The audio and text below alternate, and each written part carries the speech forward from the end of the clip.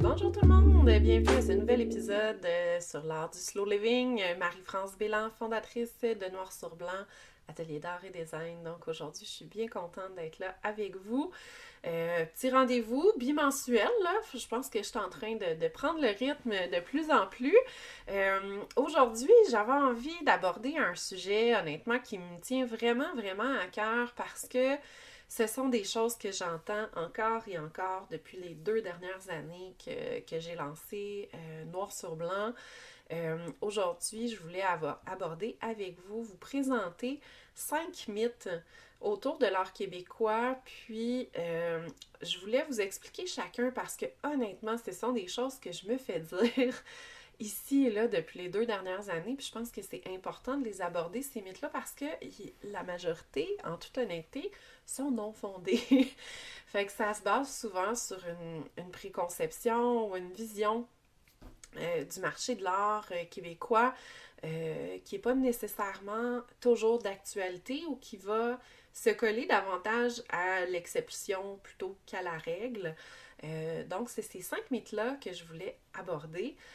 On sait que l'art québécois, ça reste quand même riche, ça reste diversifié, mais ces fausses idées-là, aujourd'hui, on va pouvoir les déconstruire, puis voir à quel point l'art local, la richesse culturelle qu'on a ici au Québec, peut être une source d'inspiration, de création, et aller au-delà des déjà-vus ou de la décoration, finalement. Donc, le premier mythe, puis je vous le dis, là, ce que je vais vous dire là, c'est les mots exacts sur lesquels je l'ai entendu à plusieurs reprises. L'art québécois, c'est kitsch. C'est kitsch, c'est kitten, c'est déjà vu, c'est ennuyeux. Écoutez, là, toutes les dérivés, là, honnêtement, puis tu sais, les gens se gênent pas nécessairement pour me le dire, puis c'est correct. Moi, je suis contente de l'entendre. Ça permet justement de discuter puis d'aller plus loin. Mais dans cette perception-là que l'art québécois, c'est kitsch, c'est parce que souvent, je pense que ça va chercher les représentations un petit peu plus stéréotypées de la culture traditionnelle d'ici, donc la cabane à sucre, les paysages enneigés, les scènes un peu plus folkloriques, qui renvoient à une vision qui peut être un petit peu dépassée de la culture québécoise puis qui ne vient pas nécessairement se recoller sur la modernité actuelle. Faut prendre en compte différentes choses. Il y a les moments où on peut voir justement l'art québécois. Quand on pense, exemple, à des symposiums ou des expositions et tout, ben souvent, c'est des gens qui sont des visiteurs, ils vont apprécier cette note-là, justement, très folklorique parce que c'est cette empreinte-là de la culture qu'ils veulent repartir suite à leurs vacances. Je comprends que dans le cas de quelqu'un qui est au Québec, qui reste là, il n'y a pas besoin nécessairement d'avoir une cabane à sucre dans son salon. Il y en a partout. Fait on peut passer à une version un petit peu plus subtile, finalement, de la version culturelle standard. Par contre, il ne faut quand même pas oublier, tu sais, il y a des super beaux artistes contemporains et tout, que ce soit Riopelle, Marc Séguin, Caroline Monet, qui vont allier cette tradition-là avec la modernité actuelle. Dans les expositions, dans les galeries et tout, chacun va chercher ce qui colle avec sa clientèle. T'sais. Fait qu'il faut choisir ces lieux de rencontre avec les artistes pour aller être en contact avec des artistes qui vont nous plaire ou qui vont avoir le style qu'on veut. Du côté de Noir sur Blanc, ben, moi, mes artistes, je vais vraiment les chercher pour la clarté de leur démarche artistique. Fait que je m'assure tout le temps que chacun de mes artistes, même si c'est un artiste émergent, qui ait sa démarche, qui soit bien campée, que sa phase d'exploration artistique soit bien terminée finalement, donc qu'il sache où est-ce qu'il s'en va dans son style puis dans sa signature. Ça, c'est le premier point. L'autre point, c'est que je vais vraiment chercher des artistes, dans mon cas, qui vont avoir une signature qui est variée. Fait que, tu sais, je veux pas mettre les artistes en boîte. Donc, lui fait ça, lui fait ça, lui fait ça, lui fait ça. Moi, je vais aimer les artistes qui vont justement avoir plusieurs cordes à leur arc. Je trouve que ça donne une belle diversité dans les projets. Et puis, je vais vraiment porter une attention particulière, oui, au style, puis à l'adaptation à tous les styles de design, à la façon dont la composition, la représentation de leur œuvre vont être faites, mais aussi au type de matière, de texture, de fini qu'ils vont utiliser, parce que pour moi, l'art fait vraiment partie du design, fait partie de la matérialité. Donc, en utilisant cette matière-là comme source d'inspiration, ben justement, on s'en va du kitsch puis des déjà-vus ou de la décoration, comme on voit en grande surface et tout. Ben, tu sais, moi, dès que euh, ça va chercher un peu dans les déjà-vus ou l'art un peu plus, moi j'appelle ça de l'art DIY, là, un peu comme ce qu'on voit sur Pinterest et tout, ben tu sais, moi je me tiens plus loin de ça dans le choix de mes artistes. Fait que ça, c'est dans le cas de Noir sur Blanc. Je pense qu'il y a des galeries aussi qui ont vraiment une super belle sélection d'artistes selon le style de chacun. Donc, des galeries qui vont être un petit peu plus traditionnelles, d'autres qui vont être un peu plus contemporaines, modernes, d'autres qui vont être un hybride entre les deux. Fait que, tu sais, allez chercher la palette d'artistes qui vous inspire. Dans le cas de, c'est ça, dans le cas de Noir sur Blanc, oui, on a nos artistes ambassadeurs avec qui on fait la majorité de nos projets, mais on a la chance d'avoir un vaste réseau d'artistes pour se coller à tous les styles, puis ne jamais, bien entendu, tomber dans le kitsch. Le deuxième, celui-là, là, c'est celui que j'entends toujours et encore. Et puis, honnêtement, ce que je vais vous partager aujourd'hui, c'est juste un petit aperçu euh, pour les designers, les stylistes, en tout cas les professionnels du design qui m'écoutent. Si vous n'êtes pas encore abonné à la plateforme des hubs créatifs de Noir sur Blanc, allez vous inscrire. Je vais avoir bientôt une capsule qui va traiter uniquement de ce sujet-là. Là, aujourd'hui, je ne fais que l'effleurer. Mais le deuxième mythe, c'est que l'art québécois et l'art local, c'est cher. Et puis là, tous les dérivés, je les entends tous. Mon client n'a pas de budget pour ça. Il y a eu des dépassements de coûts dans le design, donc on n'a pas d'argent là-dessus. Tu sais, ben, tu sais, dans le style de client que j'ai, on n'est pas à investir de ce côté-là. Bref, l'art local, c'est cher. Peut-être jusqu'à un certain niveau, mais ça dépend, on le compare à quoi. Parce que ça peut être vraiment très large. Une entreprise que j'aime beaucoup comme Oleka Canva, ça reste des gens d'ici qui travaillent sur les œuvres et tout. Oui, c'est des impressions, mais ça reste de l'art local qui va demeurer accessible. Dans mon cas, je me suis, avec mes artistes, concentrée uniquement sur des œuvres exclusives, des œuvres originales, donc je suis pas dans la reproduction et tout. Est-ce que ça veut dire nécessairement que c'est cher? Ben, c'est sûr que c'est plus dispendieux qu'une œuvre en grand tirage qu'on va pouvoir sortir des milliers de fois. Où là, je peux me retrouver avec exactement la même chose que mon voisin. Donc l'art, je pense qu'il faut distinguer dans l'art québécois, c'est cher. Des œuvres originales, c'est certain que c'est plus dispendieux, mais ça dépend. Ça se décline vraiment en plusieurs gammes de prix. Et puis, il y a différentes stratégies qu'on peut utiliser aussi avec un client qui en est à sa première acquisition. C'est sûr que de se dire, ah ben tu sais, si on a en tête qu'une œuvre originale pour le format qu'on a de besoin, ça coûte 10 000, ben allez pas là, ça sert à rien. Le client, c'est sûr et certain qu'il va dire non. Quand on tombe dans l'art muséal et tout, c'est encore moins abordable. Faut quand même pas perdre de vue qu'il y a certaines de formes d'art qui vont demeurer très accessibles ou certaines, justement, astuces qu'on peut prendre pour intégrer des œuvres locales de manière plus abordable. Comme je vous dis, dans la capsule sur la plateforme, je vous explique, je vous donne tous les trucs finalement pour être capable d'intégrer des œuvres originales dans vos espaces, dans vos concepts design. Mais c'est pas vrai de penser que c'est vraiment fait uniquement pour les collectionneurs et les projets haut de gamme. L'art local, ça demeure, oui, basé sur des coups de cœur et tout, mais ça demeure un élément qui va être durable dans le temps. Les gens, quand ils osent se commettre sur un investissement de ce genre-là, qui des fois peut être équivalent à celui d'acheter un fauteuil pour un salon ou un tapis et compagnie. Là. Fait que, il faut le ramener quand même dans une certaine perspective où, dans un aménagement, dans un concept design, on fait plusieurs choix de où est-ce que va s'en aller le budget. Que ce soit dans l'éclairage, dans les accessoires, dans les matériaux, l'ameublement, ben l'art est un élément à tenir en compte, surtout quand on veut sortir de la décoration, surtout quand que ce qu'on veut laisser, c'est un patrimoine au client qui va perdurer avec les années, même qui va être capable de léguer à ses enfants ou aux gens de son entourage plus tard ou de le passer au suivant. Il y a vraiment une connotation qui va au-delà de l'investissement financier pur et dur.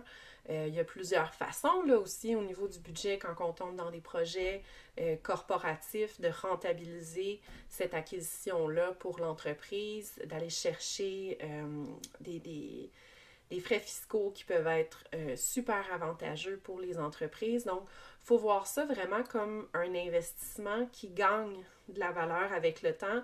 Autant, oui, la valeur monétaire sur l'investissement, d'accord, mais surtout une valeur sentimentale qui va au-delà d'un bien utilitaire, esthétique de premier niveau qui est intégré dans un espace.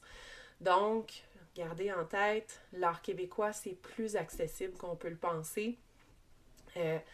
Dans le cas de noir sur blanc, l'exemple que je donne souvent, c'est que si je prends un format, exemple 48 par 48 pouces, qui est quand même un beau gros format pour un espace principal, par exemple, ben, tu sais, dans notre cas, nous, ça va aller de peut-être 1200 à 5000 $, par exemple. Ça va être ça, la fourchette, tu sais. Fait dans la majorité des cas, je vais être capable de rentrer toujours dans cette fourchette-là. Oui, sur certains projets particuliers où là, la démarche de l'artiste, c'est un artiste international avec une grande visibilité, ben oui, là, le coût des œuvres, il monte à chaque fois, mais ça ne veut pas dire que c'est le coût de façon systématique. Ça dépend vraiment aussi après c'est quoi les goûts du client, puis vers quel type d'œuvre il va aller. Puis souvent, majorité du temps, il va être prêt à investir pour avoir qu'est-ce qui lui plaît vraiment.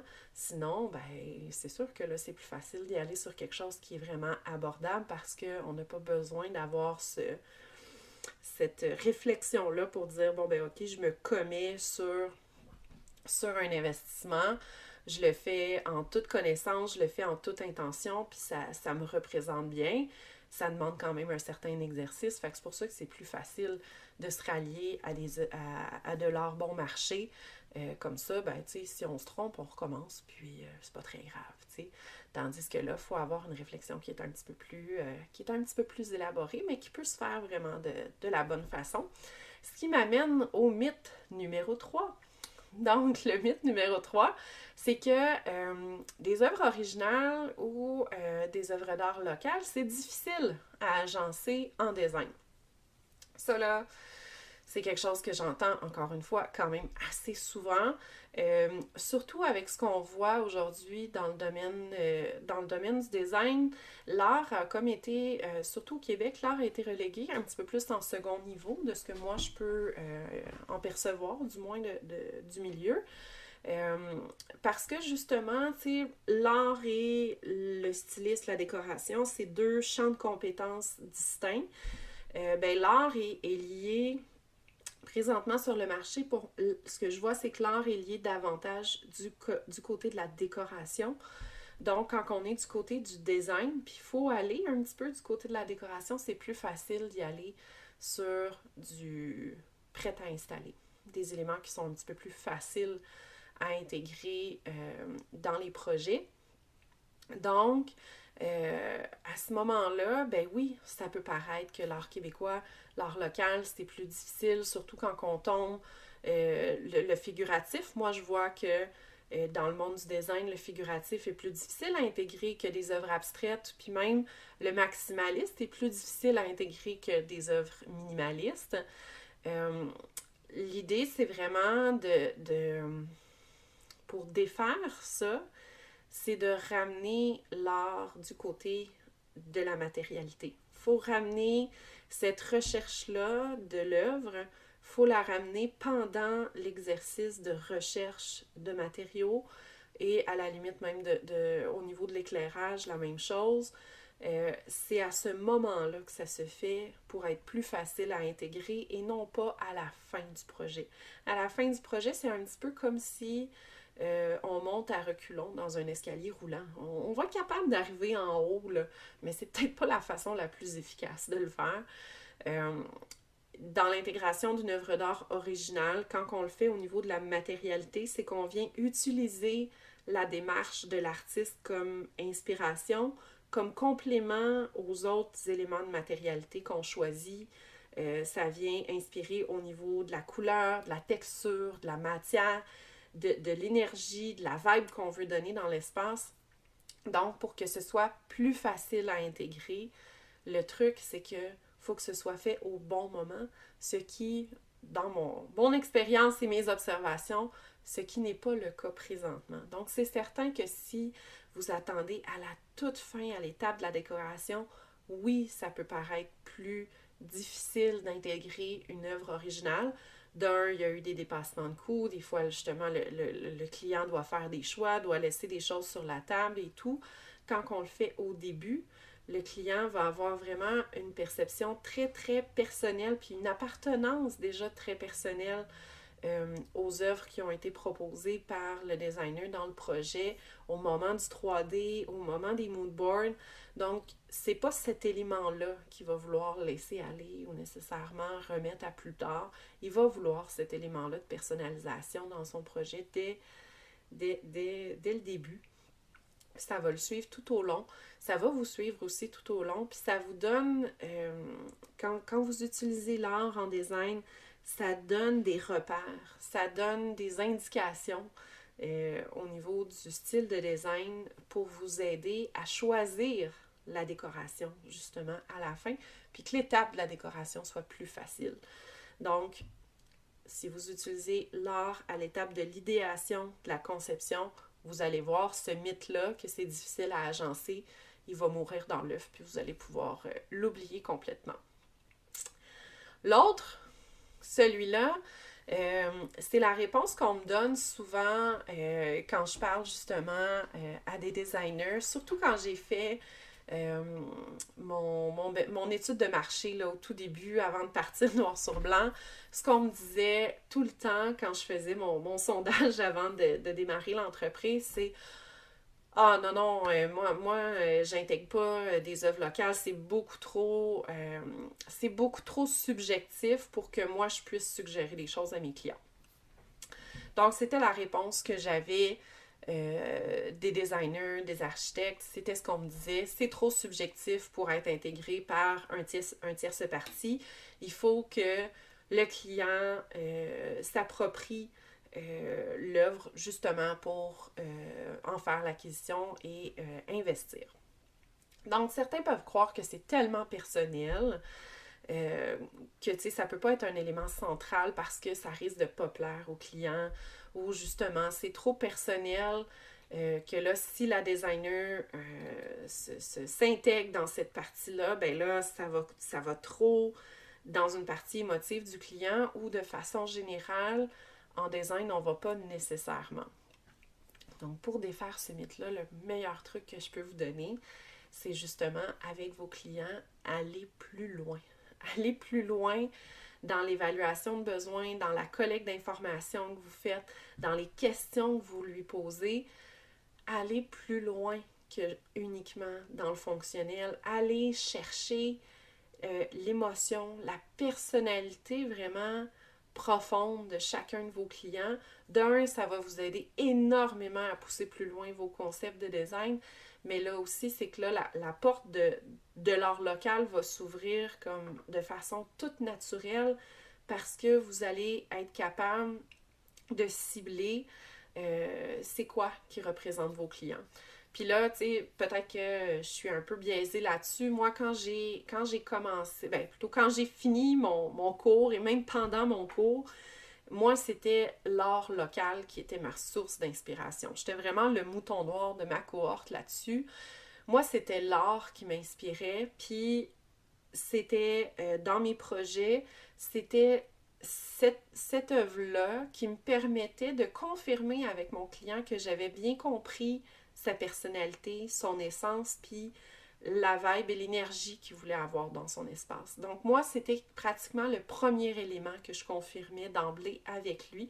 Puis après ça, on dirait ça me faisait comme un roadmap, là, pardon le terme, mais où là, je savais exactement où m'en aller avec le restant de mon concept de design parce que je savais que j'avais bien saisi mon client. Ça peut être super utile comme source d'information. Puis là-dedans, il y a plein de choses qui vont qui vont vous permettre d'aller au-delà justement du design fonctionnel pour embarquer vraiment dans une forme de design qui est beaucoup plus authentique, que l'expérience client est beaucoup plus profonde, que le niveau d'écoute va beaucoup plus loin que du question-réponse finalement, où là on entre davantage dans de la conversation, dans de la connaissance de l'autre et tout, et puis dans sa façon de vivre au quotidien avec son espace. Il y a plein d'informations qui vont vous aider après ça à voir. Vous êtes des designers, là. Vous n'êtes pas des curateurs d'art. Le but, c'est pas que vous soyez des fins connaisseurs de tous les détails et tout. Je veux dire, même moi, je me définis loin d'être une curatrice d'art. Moi, ma force, c'est justement, de bien comprendre le client, de bien comprendre votre intention en design, puis d'aller trouver l'artiste qui va être capable de traduire cette intention-là dans l'espace. Puis même si les propositions que vous faites par le client, justement, c'est subjectif comme n'importe quoi d'autre que vous faites en design. T'sais, vous allez lui proposer des matériaux, des aménagements, des choses, puis il va vous dire, ah ben tu sais, ça j'aime ça j'aime pas ça je veux telle affaire à la place. Il faut se commettre, il faut lui proposer des choses, puis chaque refus, ben c'est une vraiment belle opportunité de mieux comprendre la personne que vous avez devant vous, puis d'aller raffiner les choix puis les propositions que vous allez lui faire. Donc, non, vous n'êtes pas un curateur d'art. Les designers sont des experts pour aller rendre l'espace idéal pour chacun de ses clients et l'art peut définitivement occuper une belle place d'émotion et d'appartenance pour chacun des clients. Fait que c'est loin d'être un obstacle. Ça permet vraiment d'enrichir l'expérience client, de renforcer cette identité-là unique de l'espace. Donc, arrêtez-vous pas sur le fait que c'est subjectif. Il faut juste aller un petit peu plus loin dans la connaissance que vous avez de votre client. Puis, encore une fois, avec l'art qui est intégré à la période d'idéation, de conception au début, tout ça va rouler plus rondement que si vous le faites au niveau de la décoration à la fin, c'est sûr et certain. Le petit dernier, je vais prendre mon souffle un peu, hein? On se dit plein de choses là cet après-midi. Moi, je vous le fais cet après-midi, vous autres, vous l'écouterez quand vous voulez finalement. Mais le petit dernier, c'est que c'est difficile de trouver les bons artistes. Celui-là, moi, c'était mon obstacle principal quand j'ai commencé dans mes projets parce que je trouvais jamais nécessairement les artistes que je voulais. Bon, tu sais, la formule avec les galeries et tout, moi, ça me convenait comme plus ou moins. Autant j'adore me promener dans les galeries, mais en termes de design, je trouvais pas nécessairement. Moi, j'aimais justement ce côté-là un peu plus sur mesure et tout. Donc moi, là, c'est difficile de trouver les bons artistes. C'est ce qui m'a mené, entre autres, à partir noir sur blanc parce que c'était cette quête-là et cette recherche-là d'artistes qui a fait en sorte que j'ai arrêté de faire du design traditionnel pour me concentrer vraiment sur l'intégration de l'art en design. Donc, c'est certain que les artistes, ben écoutez, si vous aimez le domaine de l'art, il y a moyen d'en trouver. Il y a des superbes galeries, vous apprenez à découvrir les galeries que vous aimez et tout, dans laquelle la sélection d'artistes qui vous est proposée est la plus colle le mieux avec votre style ou ce que vous voulez proposer à vos clients. Les symposiums d'art ou les foires sont une belle occasion d'entrer en contact avec les artistes. Encore une fois, un peu comme à la façon des galeries, chaque foire a un peu son style selon la clientèle et tout. Et puis, ben, dans le cas de Noir sur Blanc, ben oui, nous, on a nos artistes ambassadeurs avec qui on fait la majorité de nos projets. Mais au-delà de ça, je fais beaucoup de sur-mesure avec plein d'autres artistes, justement pour aller chercher tous les styles artistiques. Fait que, tu sais, dans notre cas, à nous, on ne s'est pas limité nécessairement parce qu'on travaille un petit peu plus en virtuel ou avec une formule où on n'a pas besoin d'avoir un inventaire sur le plancher, là, si je peux dire. Donc, ça permet ce réseau-là que nous, on a bâti au fil des 2 dernières années. En tout cas, dans mon cas, ça m'a permis de pouvoir enlever personnellement ce mythe-là que c'est difficile de trouver les bons artistes. Je peux dire que dans ma gang d'artistes ambassadeurs, c'est mon A-team. Donc, c'est vraiment toutes mes artistes, là, mes artistes chouchous, mes artistes coup de cœur, là, qui sont dans cette belle gang-là. Ce sont des artistes de grands talents qui sont capables de sortir de leur zone, d'explorer des nouvelles choses, tout en gardant vraiment leur signature, leur démarche artistique, donc en ne dénaturant jamais qui ils sont en termes d'artistes, mais en étant super ouverts et créatifs à aller explorer des nouvelles choses. Donc moi, c'est ce que j'adore de créer avec eux.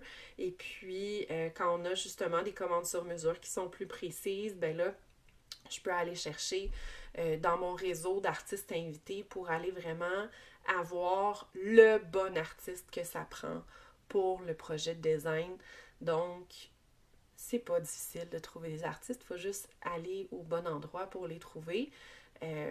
Noir sur blanc, c'est la vocation de l'entreprise de trouver le bon artiste pour le bon concept de design. Mais sinon, au-delà de ça, il y a tellement de belles autres façons de découvrir plein d'artistes québécois. Il faut juste sortir un petit peu de son atelier puis de son bureau une fois de temps en temps pour le faire. Donc, en résumé, les points que je voulais aborder, c'était vraiment pour vous montrer que il y a des idées préconçues qui se font avec l'art, mais il faut sortir des fois des sentiers battus, puis de ce à quoi on est habitué aussi. Ça va tellement vite dans les projets de design où des fois on n'a pas le temps de prendre des nouvelles habitudes, de refaire des choses un petit peu autrement. Je vous encourage à l'essayer avec vos clients. Les designers, allez vous inscrire sur la plateforme. Plus tard, d'ici quelques semaines, allez écouter la capsule où je parle de budget. Vous allez voir, on va couvrir ça de long et en large. L'art local, l'achat local, l'émotion, ce sont des éléments qui sont à la base de l'approche du slow living. Fait que pour moi, c'était incontournable de soulever ces mythes-là que j'entends encore et encore et encore depuis que j'ai fondé l'entreprise. La prochaine fois que... Moi, je vous lance le défi. La prochaine fois que vous avez un projet de design entre les mains, que vous soyez designer, que vous le fassiez pour vous, allez explorer, allez jeter un coup d'œil du côté de l'art local au début pour le prévoir dans le budget, pour que ça fasse partie intégrante de votre concept. Pensez-y au début, vous allez être surpris de la richesse, de la diversité qu'on peut retrouver sur la scène artistique d'ici. Ça vaut la peine de tester le tout et de l'essayer. Si vous n'avez pas le temps de le faire vous-même, ben moi je suis là justement pour vous donner un coup de pouce là-dessus. Donc n'hésitez pas à me passer un petit coup de fil, ça va me faire plaisir de vous aider à trouver le bon artiste que ça vous prend, qui n'est pas trop cher, qui va aller rejoindre votre client là, droit au cœur, qui va être facile à intégrer dans l'ensemble du concept de design parce que les œuvres sont réfléchies dans cette optique-là. Et puis moi, j'accompagne les artistes justement à être mieux outillés pour bien créer en contexte de design. Donc, vous allez voir, ça va être facile à agencer et puis vous allez pouvoir offrir une super belle expérience à vos clients ou vous-même, vous allez pouvoir bénéficier d'un espace qui va aller susciter des réactions auprès de votre entourage avec lesquels vous allez pouvoir échanger, partager vos visions, vivre de nouvelles expériences et aller encore plus loin dans votre concept design. Donc, j'espère que vous avez aimé ce sujet-là. J'ai bien hâte de continuer. J'ai encore toute une belle liste de sujets à aborder, de toutes les saveurs, de toutes les couleurs. Donc, on se reparle très bientôt. N'hésitez pas à vous abonner à la chaîne YouTube ou Spotify selon votre plateforme chouchou pour pouvoir être informé de tous les nouveaux épisodes. J'en fais un aux 2 semaines. Donc, vous pourrez continuer de me suivre. Un gros merci d'être là. À bientôt!